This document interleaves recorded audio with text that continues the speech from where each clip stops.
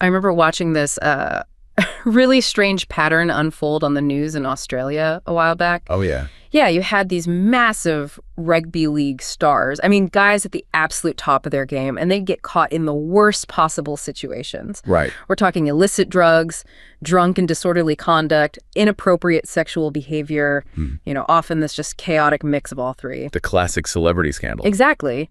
But then the inevitable press conference would happen, and the script would just take this sharp, completely unexpected turn. Okay. Instead of facing the music for what was, just bad behavior, they, or their spokespeople, would drop a very specific medical bombshell. Oh, yes. A sudden diagnosis of bipolar disorder. And then, just like that, they'd disappear to get help. Mm-hmm. It happened a lot. It happened so frequently, it almost felt like a PR strategy. But what really struck me was the disconnect. How so? Because at that exact same time, I was close to someone suffering from actual severe bipolar disorder. And I watched their personality just fracture on a weekly basis. I saw the genuine devastation it caused in their life. The reality of it. The raw, painful reality. And comparing that to the polished excuses I was seeing on TV, it just made me realize how fluid these labels have become in the public imagination. It's a powerful word. It felt like the term was being used not to describe an illness, but to explain away a scandal. And it made me wonder, where do these definitions actually come from? A very good question. It turns out there is a single book, one, that quietly grows larger and heavier with every edition, that decides exactly where that line between bad behavior and mental illness is drawn. And it holds more power over our society than almost anyone realizes. That book, which is really central to our deep dive today, is the Diagnostic and Statistical Manual of Mental Disorders. The DSM. The DSM. Currently in its 5th edition with a text revision, so the DSM-5-TR.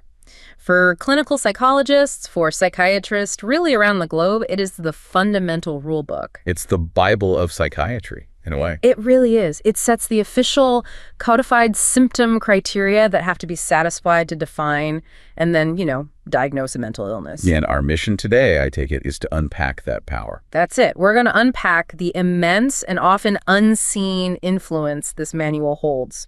We're going beyond just the clinical definitions to investigate how these ever-expanding diagnostic criteria impact global economics. It's just huge. Huge, and how viral social media trends are reshaping our public perception of what it even means to be ill, and maybe most importantly, the intense ethical pressure this whole system places on the professionals who have to apply it day to day. To really understand the modern weight of the DSM, though, we have to recognize that the very act of classification, it has this long, complex history that precedes these formal manuals by centuries. We have to go back further. Much further.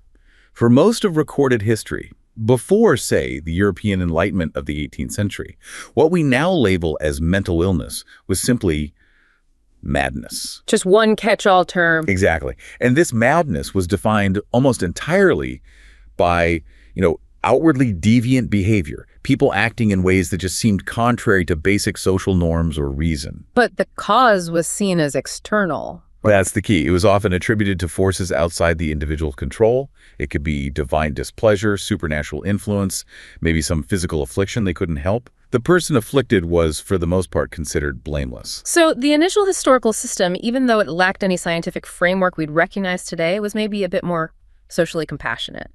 The individual wasn't deemed morally responsible for their state. That's a key point, absolutely. In many early societies, there was often a mitigation of responsibility. You can find historical accounts from various cultures that suggest acts committed while experiencing madness weren't judged with the same severity as, say, criminal acts committed by those deemed rational. So they were seen as unfortunate. Unfortunate, perhaps tragic, but still part of the social fabric, even if they were often marginalized. That all changed. It changed drastically during the Enlightenment. I mean, this was an era defined by a fierce reverence for logic, scientific method, human reason. Descartes, that kind of thinking. You're thinking of figures like Descartes, whose rationalism tried to anchor all truth in clear, undeniable thought. Reason became the supreme value, and with that, individual accountability for one's state of mind became paramount. So, if reason was the highest virtue, then unreason or madness suddenly becomes a profound failure. Precisely. Madness came into direct conflict with these Enlightenment values. Hmm. It was redefined. It moved from being this mysterious affliction to a moral error, A choice. a chosen unreason, a failure to uphold one's duty to be rational. And this intellectual shift provided the justification for exclusion. And that exclusion led to institutions. It led directly to what the historian Michel Foucault famously termed the Great Confinement. Starting in the mid-17th century and really accelerating through the 18th, institutions just proliferated across Europe. And who was put in them? The mad, the poor, the unemployed, criminals. Hmm. They were all isolated and confined together, removed from this rational, productive society that prized order above all else. And that confinement, as horrific as it was, it created an opportunity for medicine, didn't it? It did. It's a dark irony. The asylums inadvertently created the first large, isolated, and crucially observable populations of the mentally ill. So doctors could study them. Exactly. Scientists and doctors, seeing this new, concentrated subject matter, and often spurred by high-profile cases, like the documented mental decline of King George III, they began applying scientific classification methods to these confined populations. Trying to create order out of the chaos. Yes, and this era cemented the idea of classifying specific mental illnesses based on observable symptoms, even when the underlying physiological cause was entirely unknown. So it's all about what you can see. It was all about what the researcher could physically observe and document. They moved beyond simple madness toward distinct classifiable illnesses. This work was later formalized by pioneers like Emil Kraepelin, who organized these observations into syndromes.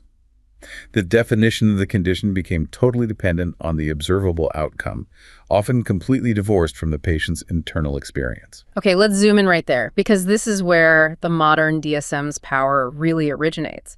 The creation of these formalized classification systems, it solidified a critical transfer of power. A massive one. The authority to define what is normal and what is abnormal shifted entirely from the general public, from traditional belief systems. And into the hands of a select group of medical experts relying on a supposedly scientific process. And crucially, this new framework established what we call the binary trap. The on-off switch. Exactly. It was founded on the assumption that there's this clear, unyielding distinction. You are either mentally ill or you are normal and healthy. You're either reasonable or you are not. And that binary, which was born from the intellectual need of the Enlightenment to divide the rational from the irrational, is what continues to fuel stigma today. It determines who gets resources, who has social power. And that stigma is so profoundly difficult to shed. Because it's baked into the foundation of our systems. The idea that the diagnosed are fundamentally othered or incapable. It originated in the very act of classifying and confining people based on what you could see, their behavioral divergence. And yet, as we move into the modern era, that binary book just keeps expanding and blurring the very lines it was founded on. We're talking about diagnostic creep. Mm-hmm. The DSM-5-TR, the latest edition, just continues this trend, recognizing an increasing number of conditions, refining the criteria for existing ones. In this expansion, it really reveals the fundamental truth that the human mind and its conditions are highly fluid. They exist on a continuum. We're all on it somewhere. We are all, in effect, vulnerable to severe transient distress or displaying symptoms that might tick certain boxes at certain points in our lives. Oh. The growing size of the manual and this expanding net of pathology, it means the boundaries of abnormality are continuously being pushed back. To the point where almost anyone could fit a diagnosis at some point. It leads to that expert observation that, yes, given the current criteria, almost anybody could be diagnosed with some form of mental illness at some stage, and yet we're still relying on this rigid, categorical system of labeling that was born from an era defined by confinement and the desperate need to separate the ill from the well. Which brings us right to the immense economic and societal costs of this widening scope. I mean, this is so far beyond an academic debate about definitions. It has a direct, tangible impact on healthcare systems globally. Especially when it comes to getting paid for treatment. Absolutely, especially when you're seeking reimbursement or access to services. And when we look at the mechanics of this expansion, it's not unique to mental health. This happens across the board in medicine. Expert panels widen disease definitions in several consistent ways. The most common is creating new categories of pre-disease. Pre-disease, so things like Terms like pre-hypertension, pre-diabetes, pre-dementia, or defining preclinical Alzheimer's disease. So you're not sick, but you're about to be sick. Precisely. And this immediately shifts the focus from treating the sick to risk management in the healthy population. They also lower diagnostic thresholds. A classic example in the DSM-5 was the removal of the bereavement exclusion from the diagnostic criteria for major depressive disorder.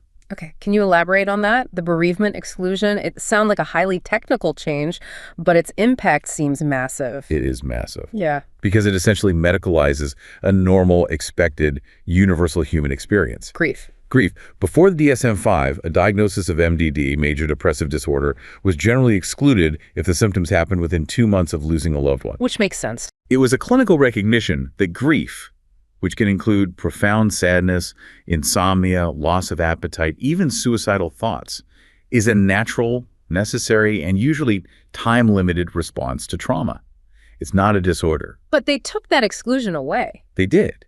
And by removing it, normal grief suddenly fits the criteria for MDD. Now, the intention, the DSM task force argued, was to ensure that people suffering debilitating grief could get timely access to treatment. But the side effect? The immediate side effect is the pathologization of mourning. Normal human suffering can now easily be labeled as a major depressive disorder. And this pathologization, whether it's grief or, changes to spectrum disorders, it means millions of people who were previously considered healthy suddenly fall into a diagnostic category. But that is where the financial implications just explode. This expansion leads directly to what you could call a resource allocation crisis. And I want to share a real-world situation that just highlights the brutal economic reality that's hidden behind these clinical texts. This is especially true within the United States health system, where insurance coverage hinges on these specific codes. The codes are everything. Everything. So imagine a suburb of Chicago. There's a single mother, we'll call her Elena, and her 7-year-old son has severe nonverbal autism. His condition is profoundly debilitating. Okay. He requires intensive daily behavioral therapy just to manage basic functions and safety protocols. For years, Elena has battled her insurance to cover these essential sessions.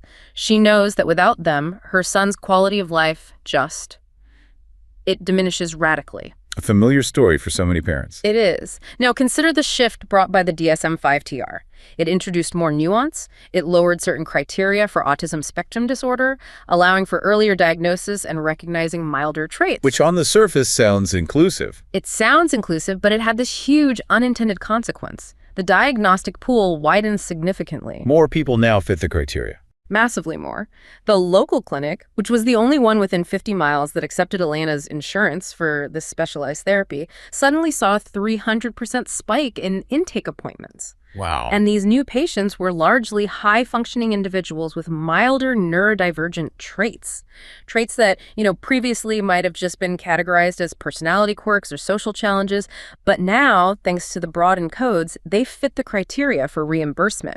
And because insurance systems are inherently designed to cover the largest possible pool of people under the same fixed budget, the clinic's capacity was immediately overwhelmed. You've hit it. It's a classic example of zero-sum competition. The pie doesn't get bigger, but more people want a slice. Exactly. Elena received a letter.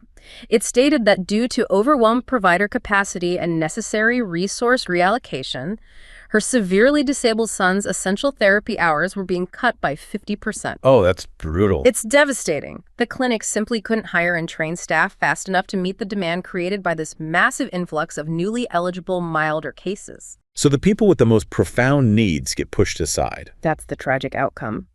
While the expansion of the DSM was intended to be inclusive and helpful to a wider range of people, for Elena, it became a fight for survival. Her son's profound, desperate need was now directly competing against a much larger crowd of individuals seeking diagnosis, many of whom were seeking validation or accommodations for relatively low-impact challenges. That example just perfectly demonstrates the core issue. You widen the diagnostic pool without a proportional increase in healthcare infrastructure, funding, trained staff, lifting insurance caps, and the people with the most profound, debilitating needs see their scarce resources diluted. They lose out. They lose out. Yeah. And this problem of diagnostic expansion becomes exponentially worse, dramatically amplified in low and middle income countries, LMICs. Right. In these regions, widening definitions pose disproportionate dangers that are often just completely overlooked by Western diagnostic committees. So why is the impact so much worse there? What makes LMICs uniquely vulnerable to these changes coming from, the West? It's a combination of systemic weaknesses. LMICs often lack the robust welfare and legal systems that exist in wealthier nations to protect citizens from what the sources call the excesses of medicalization. There are fewer guardrails. Far fewer. And crucially, in many of these contexts, the regulation of the pharmaceutical industry is weak or just non-existent. This means citizens are incredibly vulnerable to aggressive marketing, exploitation, and abuse, all conducted in the name of medicine. Which creates this huge inequity. Immediate and severe inequity. The expansion of diagnostic medicalization, driven by these relaxed definitions from the West, typically benefits the more affluent individuals in the private sector. They're the ones who can access it. They're the ones who can access the relaxed criteria, seek reimbursement, and get treatment for relatively mild conditions. But this simultaneously widens the treatment gap. It results in the relative neglect of the profoundly ill who rely solely on scarce, underfunded public resources. So, if the private sector is suddenly using up capacity and resources for pre-disease or mild anxiety, the public health system, which is all that's available to the poorest, is left even further behind. Precisely. And compounding this is a really serious misdiagnosis risk because of a lack of expert supervision. Not enough specialists. In LMICs, specialized mental health professionals like psychiatrists and clinical psychologists are extremely rare. So often, care is task shifted to community clinics staffed by general practitioners or lower-level health workers. And in those contexts? In those contexts, using complex dimensional approaches or relaxed categorical criteria can lead to catastrophic, inappropriate overdiagnosis and genuinely harmful practice. Is there an example of this? There's a cautionary tale of a man diagnosed in a community clinic. Based on simplified criteria and a lack of proper longitudinal assessment, he was diagnosed with schizophrenia 10 years earlier. But he didn't have it. A later review suggested he likely suffered from a single, transient, major depressive episode, maybe with some temporary psychotic symptoms. But because of that initial, powerful label, he was placed on a long-acting, first-generation injectable antipsychotic for a decade. A decade of the wrong medication. And by the time a specialist finally reviewed his case, he was suffering from tardive dyskinesia. That is horrifying. For you listening, just to clarify, tardive dyskinesia is a profound physical consequence. It's a severe involuntary movement disorder, often irreversible, caused by the long-term use of these medications. It's a permanent injury. It is. This is the reality of poor medicine for poor people. It illustrates the severe physical consequences of relying on simplified diagnostic systems in contexts where expert training and supervision are limited. The DSM's categorical system, when it's applied rigidly without nuanced clinical oversight, can become an instrument of physical harm. It highlights the vast difference between the intent of the authors and the lived reality of health workers on the ground. A massive chasm. So moving back now to high-income countries, the DSM's expanding influence isn't just colliding with insurance systems, it's being compounded by this new, often volatile force, the digital mirror of social media. And this takes us to the incredibly complex interplay between diagnosis and digital identity. And we have to start by acknowledging the genuine good here. We do. Social media has revolutionized the conversation on mental health. It has raised awareness, it's helped normalize struggles, and it's allowed young people, particularly Generation Z, to find community and support. Especially for those in isolated or underserved areas. That sense of belonging is a powerful force for good. It provides a necessary outlet, especially during that crucial period of adolescent identity formation and self-discovery. But the paradox is immediate and startling. Yes. That same open forum has enabled the romanticization or glorification of mental illness. For large segments of Gen Z, certain mental illnesses are viewed almost as a status symbol or an aesthetic. It can carry a sense of creative mystique or unique depth. It's gone far beyond mere awareness. You look at surveys, they show that Gen Z is particularly prone to self-diagnosing mental health issues, favoring platforms like TikTok for information. We're seeing reports that close to a third of young people admit to self-diagnosing. And it's mainly anxiety and depression, right? Anxiety and depression are leading the charge, often based on these short, punchy videos rather than any kind of professional consultation. And what's truly fascinating is how the content creation itself actively encourages this romanticization and the subsequent flattening of suffering. What do you mean by flattening? I mean that curated content, relatable memes, viral trends, they immerse young audiences in this digital landscape where complex, serious mental health challenges are often just reduced to simplified traits, rather than being fully understood in their debilitating clinical reality. Right. You see the rise of what are called literally me characters. No, I've seen this. They're often figures from dark films and media like Patrick Bateman from American Psycho or the title character from Joker. Characters defined by significant psychopathy or severe mental illness. Exactly. Yet, through internet meme culture, they become glamorized or envied figures, sometimes celebrated for their perceived depth or chaotic detachment. It creates this cultural model where dysfunction is mistaken for distinction. And this cultural flattening inevitably bleeds into real-world clinical conditions. The consequence is that it severely trivializes the experiences of those who are genuinely suffering. It must be incredibly frustrating for them. It is. Consider the friction point between this trend and clinical reality through the story of Marcus, a college student in London. Okay. Marcus has a professional diagnosis of ADHD. For him, the condition isn't a quirk. It's a paralyzing, chaotic force that has nearly caused him to fail out of university twice. He needs medication simply to manage basic executive functions like washing his clothes or turning in assignments. The day-to-day struggle is real. Absolutely. His roommate, however, recently fell into a mental health TikTok rabbit hole. And based entirely on a few 15-second videos featuring relatable struggles like forgetting your keys or procrastinating on a paper, the roommate self-diagnosed with the exact same condition. Oh, no. The roommate then started wearing the label like an accessory, filming videos about his neurospicy traits for attention, while at the same time criticizing Marcus for using medication. He was suggesting he should just embrace his creativity instead. Marcus described feeling utterly erased. The roommate was confusing the symptom, the minor frustration of procrastination, with the debilitating, life-altering reality of the clinical disorder. A list of symptoms is not a diagnosis. Not at all. On platforms like TikTok, short-form, list-based content is king. Users see these lists as a checklist, but they completely ignore the complexity, the severity, the pervasiveness, and the variation of how mental illness actually presents, all of which are required for a clinical diagnosis. And this feeds into itself. It does. When individuals attempt to create multiple, mentally unstable online personalities, capitalizing on this notion that identity is fluid and you can have many, it just perpetuates the romanticization within these closed algorithmic echo chambers where negativity feeds off itself and reinforces these self-diagnosed beliefs. Which leads us to the concrete harms of self-diagnosis, which are numerous and they are serious. They really are. First, it risks leading to incorrect self-perceptions, unnecessary stress, and health anxiety based on misinterpreted information.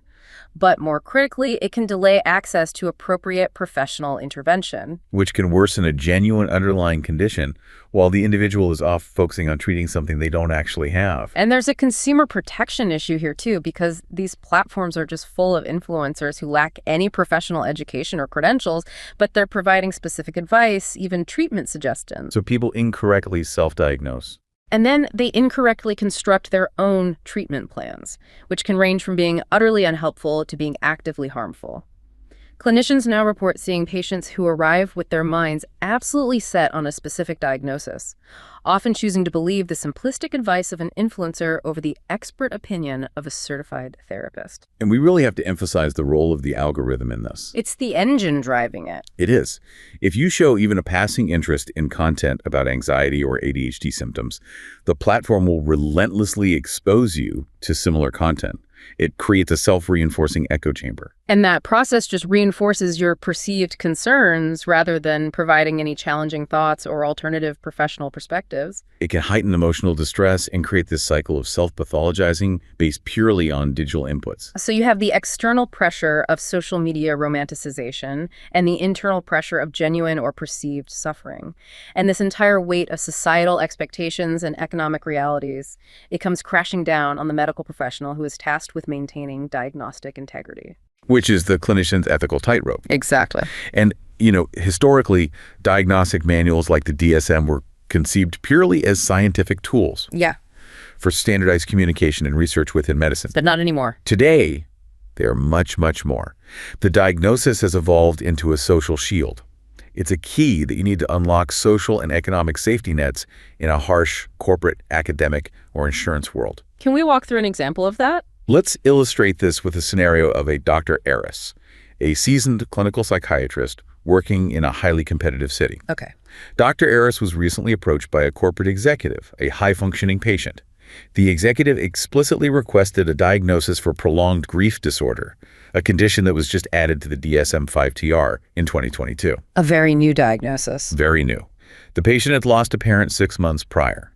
Now, Dr. Aris noted the patient was profoundly sad, but he was still functioning relatively well, maintaining his job, eating, sleeping, socializing, albeit with some difficulty. So not completely debilitated. Not at all. However, the patient explained that he needed the diagnosis specifically to secure paid medical leave and legal protection against being fired, especially because he was facing an imminent, aggressive performance review at work.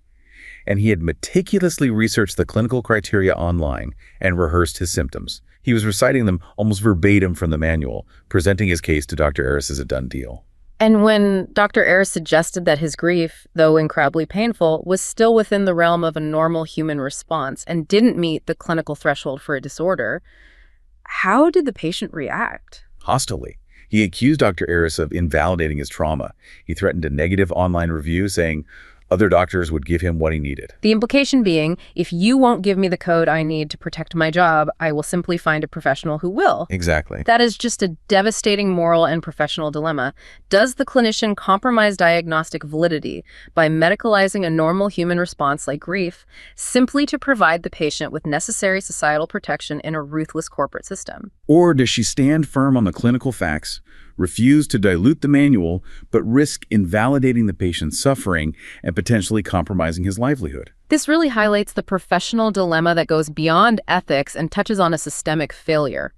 There's a recognized reality that medical professionals sometimes provide diagnoses even when clinical thresholds aren't strictly met. And they feel forced to.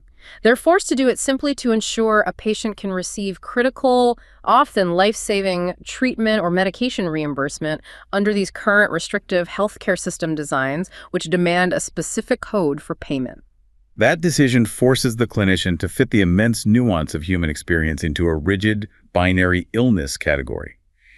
Even when their expert opinion suggests the individual is just experiencing a transient state of severe distress, or maybe they'd benefit from a low-intensity intervention that doesn't warrant a permanent, stigmatizing label. And as Dr. Aris experienced, the challenge is compounded by navigating patients who have diligently researched this stuff online. The internet-savvy patient.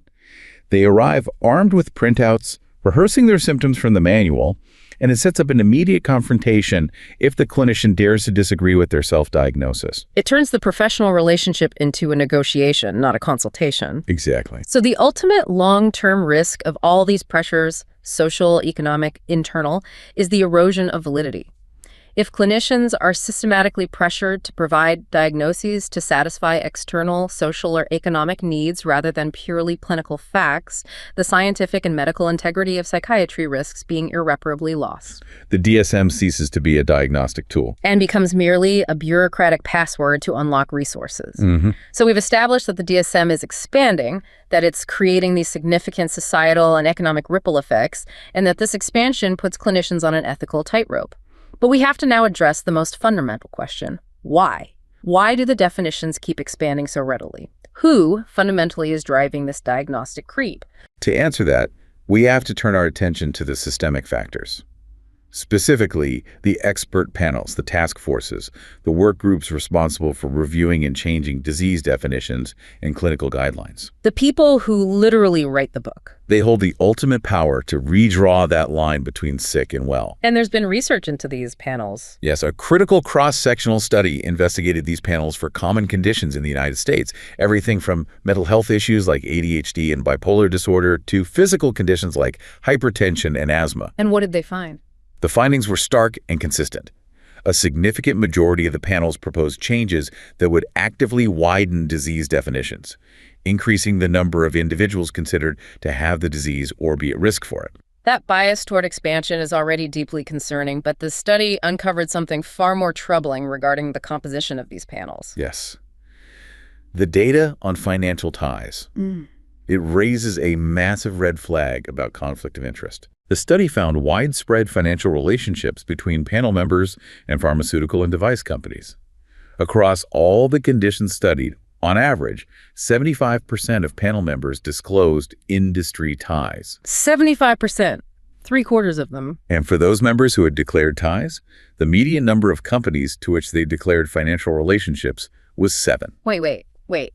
If 75% of the people writing the rule book for what constitutes an illness have financial relationships with companies who profit from treating those illnesses, Are we saying that the DSM and similar guidelines are essentially being written by individuals who benefit directly from expanding the sick population? That's the question it forces you to ask. How is that justified ethically within the medical community? Well, it's justified under the premise that you need the leading experts in the field.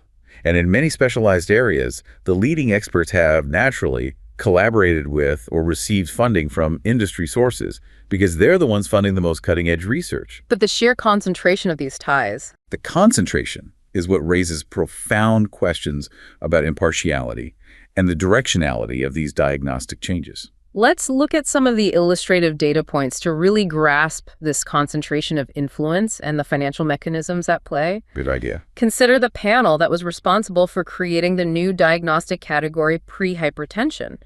This one decision immediately reclassified tens of millions of people worldwide as being in a state of pre-disease. A massive new market. A massive new market. The companies marketing hypertension drugs, specifically Bristol-Myers, Squibb, Merck, and Novartis, each had financial ties to 8 of the 11 members on that single panel. 8 out of 11. That is a staggering 73% of the committee tied to companies directly benefiting from the expanded market for preventive blood pressure treatment. And that's the crucial mechanism you have to understand.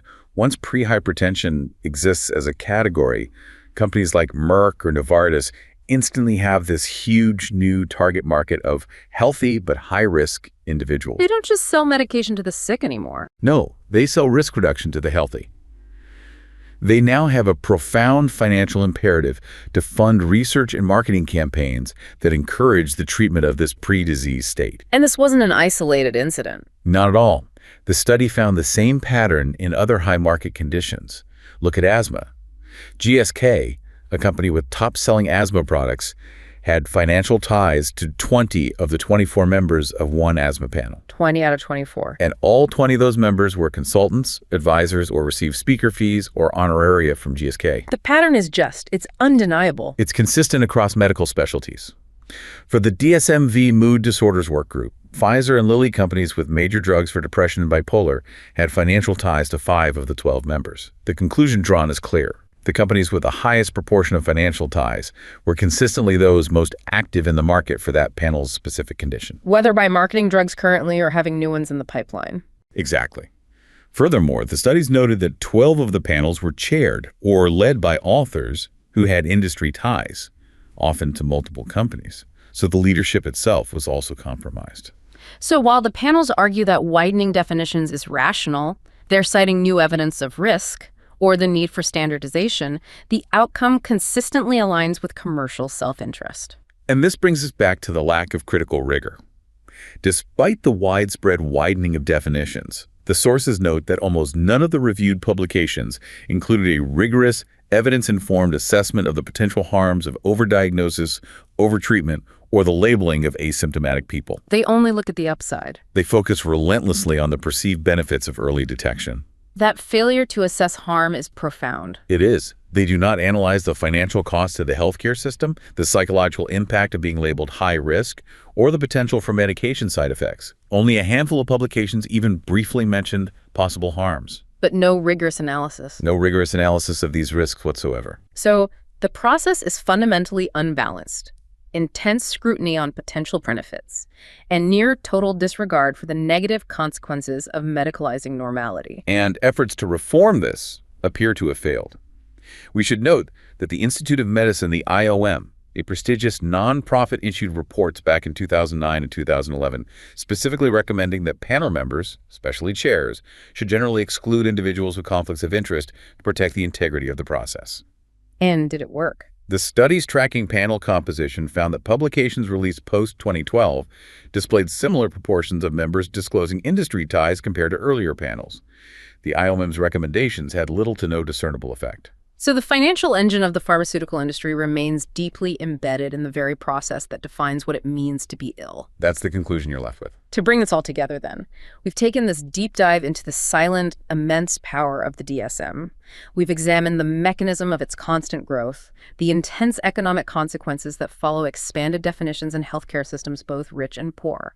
And the bizarre way social media is simultaneously destigmatizing and trivializing serious diagnoses. And the industry influence that defines the conditions themselves. And we return to the fundamental issue. The mind and its conditions are fluid. They exist on a massive, complex continuum.